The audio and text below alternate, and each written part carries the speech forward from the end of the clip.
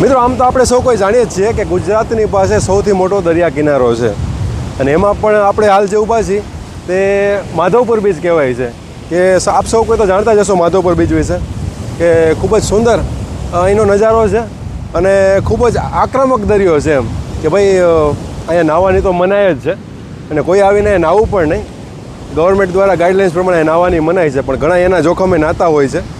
પણ અહીંનું વાતાવરણ ખૂબ સરસ મજાનું છે અને દ્રશ્ય કંઈક આહલાદક છે. તો પોરબંદરથી સોમનાથ તરફ જઈએ એટલે એકદમ રોડની નજીક, રોડથી ગણીએ ને તો 100 મીટરના અંતરે જ છે દરિયો. આનો વ્યૂ ગજબ છે, જોરદાર છે, જે તમને વિડીયોમાં જોઈ જ શકો છો.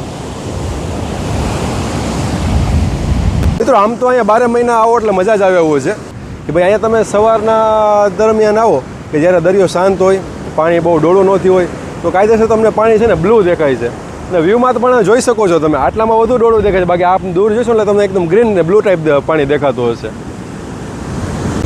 મિત્રો અહીંયા છે ને તમે તમારા બાળકો સાથે આવો, પરિવાર સાથે આવો, ખૂબ જ સરસ મજાનું સ્થળ છે. અહીંયા તમે ઊંટની સવારી કરી શકો છો, ઘોડાની સવારી કરી શકો છો, તેમજ ઓલા 4 વ્હીલવાળા સ્કૂટર પણ તમે ચલાવી શકો છો. લીલા નાળિયેર છે, ચોપાટી ટાઈપ છે, નાસ્તાની મજા લઈ શકો છો. અને આપ સાથે નાસ્તો લેવો હોય તો 2 મિનિટ અહીંયા બેસીને આનંદથી તમે નાસ્તો પણ જમી શકો છો. તો મિત્રો આપણે ક્યારેય માધવપુર બીચની મુલાકાત લીધી છે કે નહીં તે કમેન્ટ કરીને જરૂર જણાવજો. વિડીયો સારો લાગ્યો હોય તો આગળ શેર કરજો અને આપનો અનુભવ કોમેન્ટમાં જરૂર જણાવજો. ફરી મળીશું નવા વિડીયોમાં.